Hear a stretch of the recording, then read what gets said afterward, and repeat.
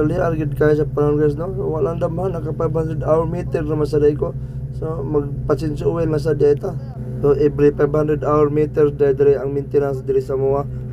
Nya kay naka 500 hour meter naman sa data. So nana sa ta karon sa workshop kay magpa-maintenance na sa ta. Murag bag-o pa man ko ato nagpa-maintenance, murag duha pa man siguro ka buwan or tulo na ba. So dali argid kayo ang adlaw, no? Basta magsigitag trabaho din nato pabantayan tungod sa atong kabisi. Nya mo din mo mekaniko, nya siya day mag-change oil sa mga sakyanan, basta makina siya na bahala ana.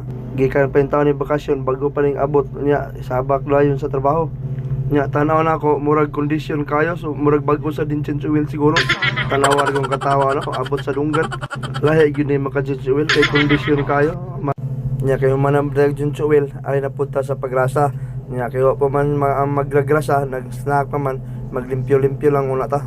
Nya fast forward lang ato atong limpyo para makagrasa na sila.